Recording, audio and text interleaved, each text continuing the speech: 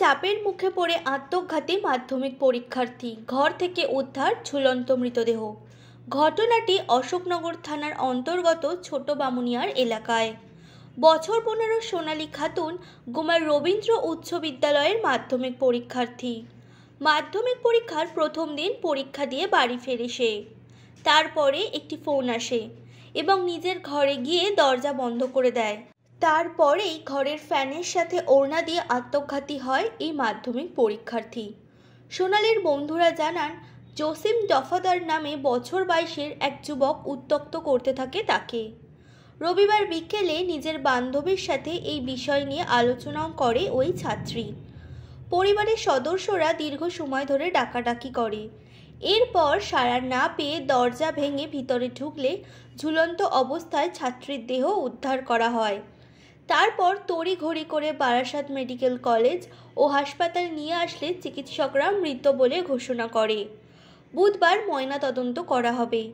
ওই যুবকের বিরুদ্ধে অশোকনগর থানায় লিখিত অভিযোগ দায়ের করেছে মৃত ছাত্রীর পরিবারের সদস্যরা। গোটা ঘটনা তদন্ত করছে অশোকনগর থানার পুলিশ।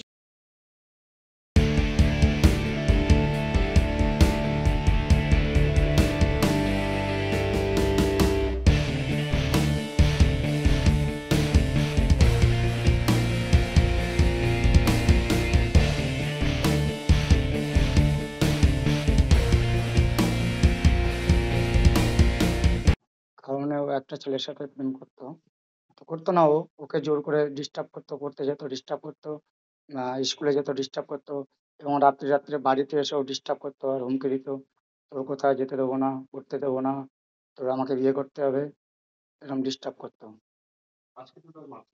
আজকে মাধ্যমিক পরীক্ষা সকালবেলা হাসতে হাসতে গেছে, বাড়ি রিসিভ করে, ঘরে ঢুকলো, ঘরে ঢুকে সুইসাইড করে গলা গেল। সোনালী হঠাৎ করে এরকম কেন সিদ্ধান্ত নিতে গেল? কি জানো, তোমার সাথে তো খুব গভীরভাবে মিশতো। কালকে আমি আমরা সবাই 10টার দিকে, তাও আমরা লাইনে সবাই বসেছিলাম রেল লাইনে। তখন ওর অনেক কটা বান্ধবী আর আমিও ছিলাম ওখানে। তখন দিদি বলছিল যে আমি গলায় দড়ি দেবো, রেল লাইনে গলা দেবো। ওর বান্ধবীদের বলছিল কেউ আমি মরবো, এরকম কেউ একটা কিছু আমার উপায় দে। তখন উম কেউ কিছু ওর বান্ধবীরা বলছিল না, বলছিল যে তুই কার জন্য মরবি, তুই তো তোর জীবন নিয়ে বাঁচবি, তো অন্য ছেলের জন্য তুই মরতে যাবি কেন? তখন এবারে ওরা সবাই হাসি ঠাট্টা করছিল। এবারে আমি ওখানে বলছিলাম যে ও ওখানে বলছিল যে তুই তো মরে যাবি, আমার ফোনটা কেউ নিয়ে নিস। এবার আমি বলছিলাম যে দিদি তুই মরে যাওয়ার আগে তোর ফোনটা আমার দিয়ে দিস, আমি ইয়ার্কি করে বলছি। এবারে বলছে কিনা যে বলছে ঠিক আছে নিস। আমি বলছি তা তোর ফোনের পাসওয়ার্ডটা বলে যা। তা বলছে আমি এখন বলবো না, আমার মরার পরে 200 টাকা নিয়ে দোকানে যাবি, গিয়ে সফটওয়্যার মেরে আসবি, পুরো নতুন ফোন হয়ে যাবে, তখন তোরা নিয়ে নিস। আর তার বদলে একটা শর্ত আছে। আমি বলছি কি?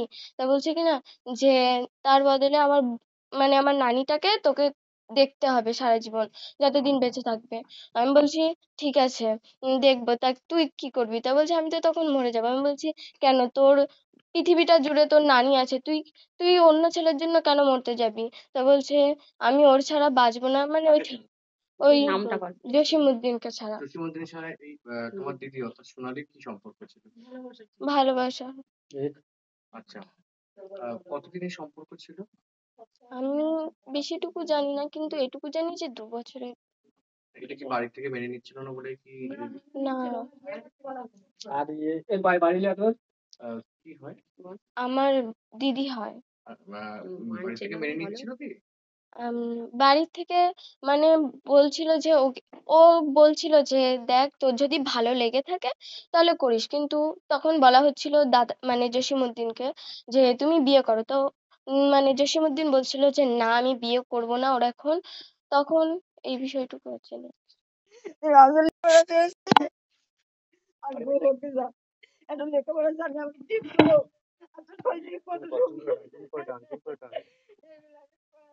নিজস্ব সংবাদদাতা সংবাদ শিরোনাম।